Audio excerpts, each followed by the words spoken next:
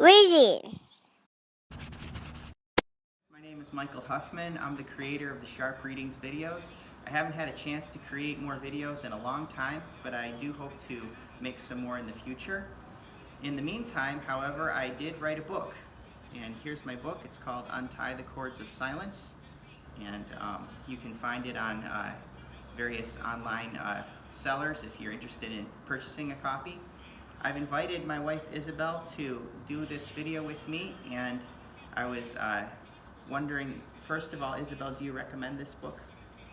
You have to read this book because it took a long time. No, just kidding. That's not why. But if you care about what we've traditionally called the authority of the Bible, and at the same time you have this hunch that you don't see why women should be limited in ministry in the church, then you may want to pick up this book and see it at a very popular level, explain why the Bible does not endorse or support in any way the limitation of ministry of women in the church. So I recommend it. Thank you. So in this book, I tell the story about how I changed my mind from believing that men are, well, at least in marriage, and I guess the fact is everywhere else too, are supposed to be an authority over women. And what precipitated that change, what sort of pushed me to start asking the question, was Isabel. I started to get to know Isabel in college. I did not take responsibility for that because I did not tell him, you have to change your mind, or I didn't think I'm a feminist or anything. I just thought, well, I mean, with all due respect to my friends that believe otherwise, but I just thought it was silly that someone didn't or believed that the Bible taught that women shouldn't teach men when they turn 12. But you are a feminist. Yeah, now I embrace Maybe you realized, now you came to embrace realize it. that the way that you thought is actually, Yeah, I guess so. historically. I embrace the term now. Yeah, it's mine. So the question that I was wondering if you would be willing to answer for this video, and we do hope to do some more of these in the future, but my question is, when we started dating, you knew what I believed at that time. You knew that I assumed this about you because we went to the Master's College, which is John MacArthur was the president at that time, and many of you will be familiar with his view on this, and this was the view that basically the whole college took.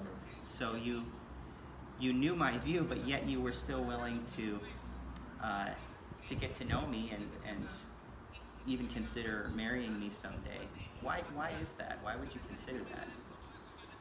Because I think partially because I didn't know all the implications of that, and now I see it clearly, as I actually just recently, when I spent over 6 months in Ohio, meaning in a more suburban Christian subculture, I heard more stories of how women had been limited in their ministry in the church, but to a very broad extent. So for example, I grew up in a church in which women did everything in terms of regards of ministry, but one thing they didn't do was take the role of a pastor. So there was not a female pastor. But then now and throughout the years, I've been hearing how women are not even encouraged to be teachers. So I didn't know any of that when we started dating. I just thought, oh, maybe he doesn't think that women shouldn't be pastors. Well, big deal. I grew up that way. Now I've changed my mind too about that, of course, but I'm just saying that it didn't register in my mind that there was such a big thing, and that this idea of hierarchy and authority, I think I definitely would have been turned off by that idea if I had understood it more. Of course, I understood what was taught, but I didn't know that anyone actually applied it. And in fact, our teachers would always say, you know, there I remember that Dr. Morley, that whom I love to this day too. He would say, you know, there's a tiebreaker. There's just that kind of never happens. I remember in my years of marriage that happening only once. So I just think, well, okay. And the truth is that in our marriage, that happens too. And many times I what's the verb? Defer to you. Yeah, I don't think that because that's a biblical order, but I'm just saying that happens anyway in a marriage. Yeah. So, And so I- anyway, all that to say, yeah. I did not think that it had huge implications in the way that marriage would play out. And you grew up in Ecuador. Yes. Now my audience wouldn't know that. I- Our audience wouldn't know that.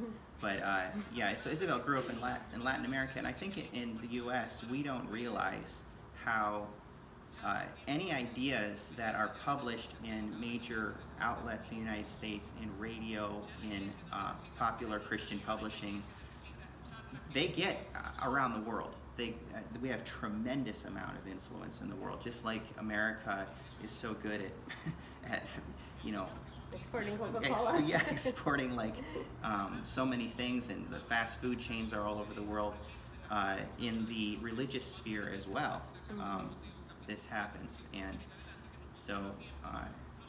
But in application, in Isabel, in your experience, you didn't really want to be a pastor when you were growing up. That wasn't your goal, and so as far as you were concerned, as long as you're able to teach and able to minister in the church, and there's no limitations, the only thing you couldn't do was have that particular title. Yeah. It didn't really occur to you that it could be problematic. Well, yeah, and it didn't occur to me for one thing, but I did think about or dreamt about being an evangelist, and so I still did have that idea, but I never felt that I was limited. Did I? Because I was a woman. Anyway, nobody told me you can't do it because you're a woman. So my next question is, we've been married for almost 11 years now, and we try, at least our ideal, is to have a relationship of mutual submission. We try to serve one another.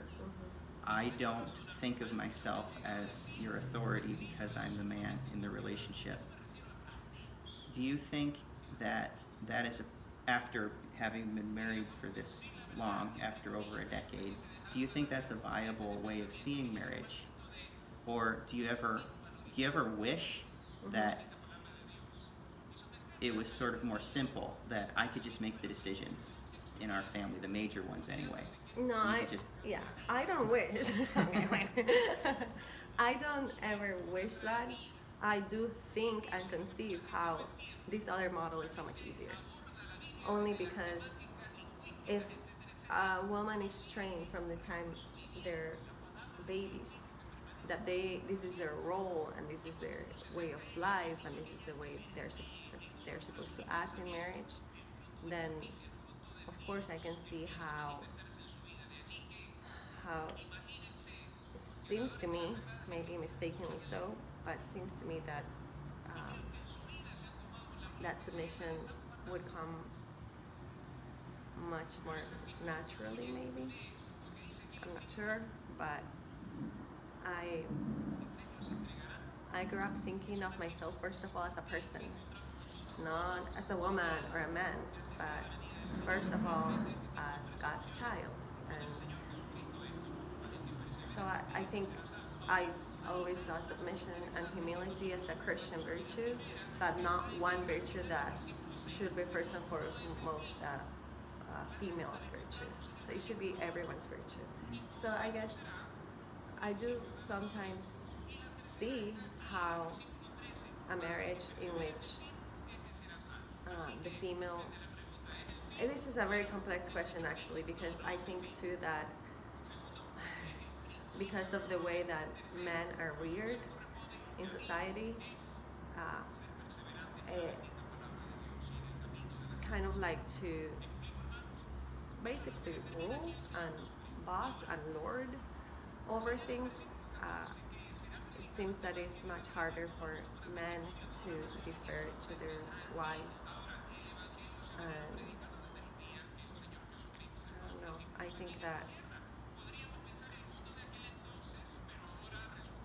think that when we have a model in which you don't have to go counterculture, then of course it's easier. Whereas when you have a model in which you have to be counterculture, in which the man also is told to submit and to be humble, and in which the woman is told you are to rule with your husband and subdue the earth, like God said, then I think that's more complex.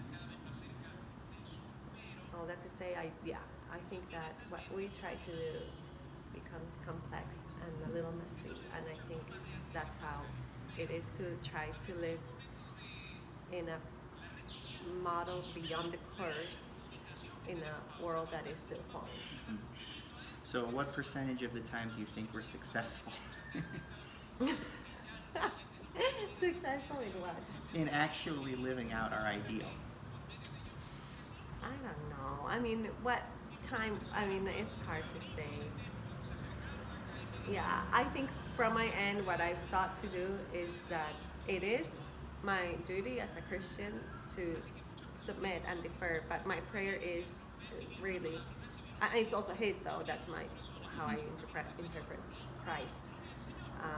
But I think what my prayer is that I will not give in or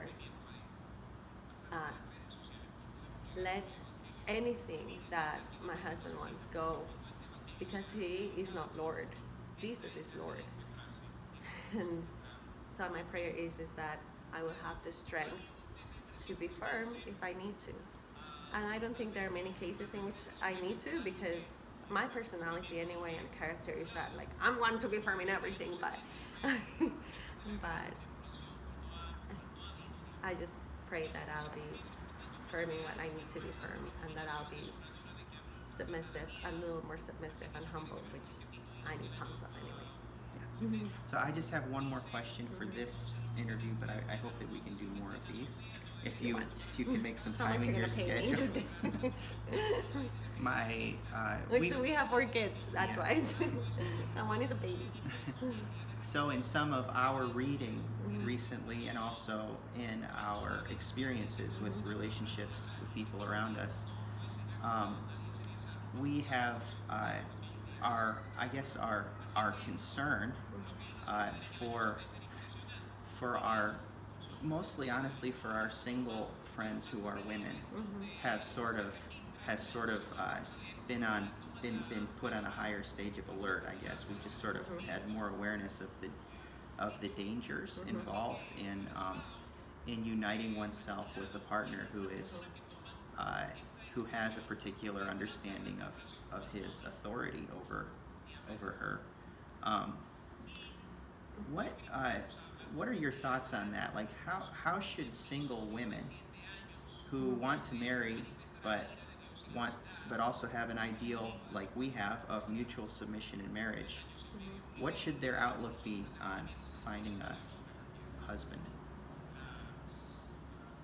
I put it in terms of the woman, because I think that the danger is actually greater for her. That's just the reality of the way things are.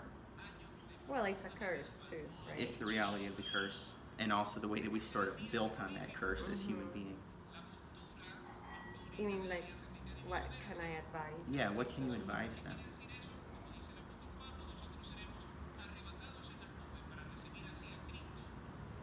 I think that's hard too. It's hard for me to say what I could advise someone, and maybe I would want to go on a case-by-case basis, because I think that God gives grace to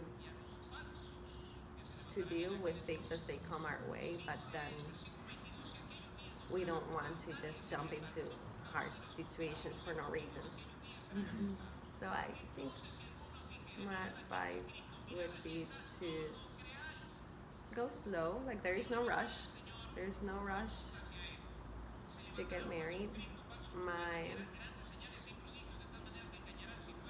My own view on life is that I have all the time of the world, but it's because I'm counting eternity too. So we don't need to rush into such a serious decision. We can take our time to think, and I think that maybe would be my first advice, to observe and pray and see where our hearts are. Sometimes I think single women more than single men, maybe, I don't know, feel that pressure to get married. And not getting married means almost like there is something strange with that woman. Yeah, So, it's not something that, singleness isn't a problem that needs to be fixed. right. It's not a problem, and it's just where you are now, and be patient and observe and pray your heart to God, and I think that's what I would say. Maybe some might say it's easy for a married couple to say that, but Yeah, I understand. Yeah, it's not kind of easy. unfair, but it's not. I mean, yeah, It's- it's what it is anyway. It's true or it's not true. It doesn't matter who says it at the end of the day. well, I think that that's a good place to end this first video. I appreciate your input My time. and your time. I guess I would also just like to add quickly, because I think it's important to be erratic in this conversation, and to make sure that we're not painting in broad strokes, but rather we're being very detailed and careful. And the fact is, I know husbands who disagree with my view, who are better husbands than I am, and so. Well, It's not. and wives who disagree with my view, of course, would be much No. Why? Of course. because they're submitting. So Well, you are too. That's the goal here. yeah, but I don't do it as well. Yeah. The point. And I don't think that I have to Yeah. every single time. I think there are times in which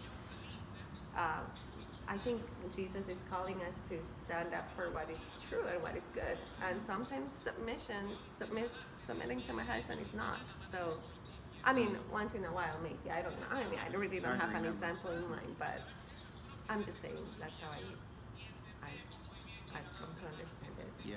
Yes. So it's not that people who have a more hierarchical understanding of marriage are sort of automatically bad marriages. Actually, that's not true at all. No. We have known in our own mentors, most of them have had a view of marriage that's not the one that we have adopted. Yeah. But at the same time, there is logic, and there are implications for the ideas that we have. And so there's always the off chance that a man who considers himself an authority will take that authority to an extreme level. And I think it's not and only it like, does happen, and that's yeah. the worry. But I don't think like it's only the individual, but mostly the fact that that idea is so widespread and it has so much support. I think that's what Yeah. mostly influences or allows that abuse to go on. Yeah, it's sort of a symptom that doesn't come up everywhere, but it does come up. And whereas if you believe in mutual submission, the logic doesn't support it. It can still happen. Abuse can still happen, absolutely, but it is not supported. There's no logic behind it that would support that kind of behavior. Much more that needs to be said about that, but I think that's enough for this video. Thank me for my time again. Thank you Just for your kidding. time, and I we will like that. see you I again. never get that. I'm just kidding. Cut that. Okay. Yeah, and here's my book, Untie the Cords of Silence. I'll put a link there, maybe. Thanks for listening.